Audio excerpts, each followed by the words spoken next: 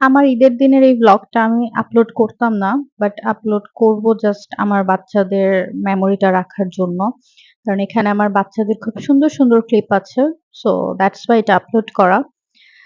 Hello everyone, আসসালামু আলাইকুম সবাইকে। ঈদের দিন সকালবেলা থেকে আমি কোনো ক্লিপ নেই নাই। ফর সাম রিজন মন মেজাজ খুব খারাপ ছিল। সো কোনো কিছু রেকর্ড করা হয় নাই। তো এটা ছিল বিকালের দিকে। বের হয়ে কোথায় যাব বলতে, বলতে অনেক দূরে চলে গিয়েছিলাম আমরা।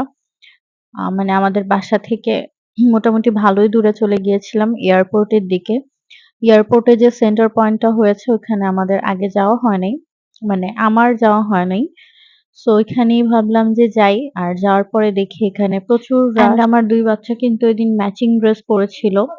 আর ওদেরকে দেখে সবাই অবশ্যই মাশাআল্লাহ বলে দিবেন। আর এখানে আমার আরহাম এখন কোথাও গেলে কোলে থাকতে চায় না। ও হচ্ছে ওর ভাইয়ের মতো হাঁটবে।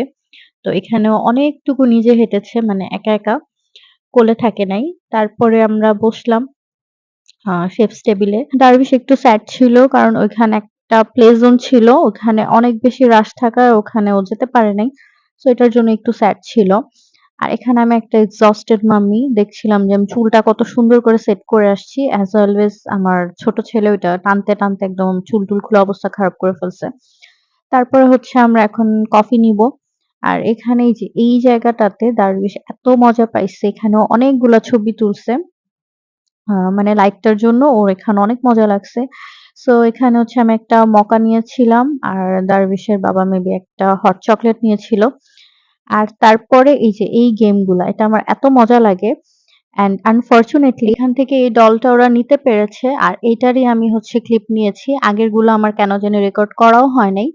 অ্যান্ড সি এতগুলা চেষ্টা করার পরে একটা ডল পেয়ে ওরা কত খুশি। এটার পরেও অনেকগুলা ট্রাই করেছিল। ওই পাশে অনেক সুন্দর একটা এলিফ্যান্ট ছিল। বাট আনফরচুনেটলি ওরা ওইটা পায় নাই। বাসায় আসার পরে বাচ্চাদেরকে ঈদ সালামি দিব। সো ওদের সালামিগুলা রেডি করছিলাম।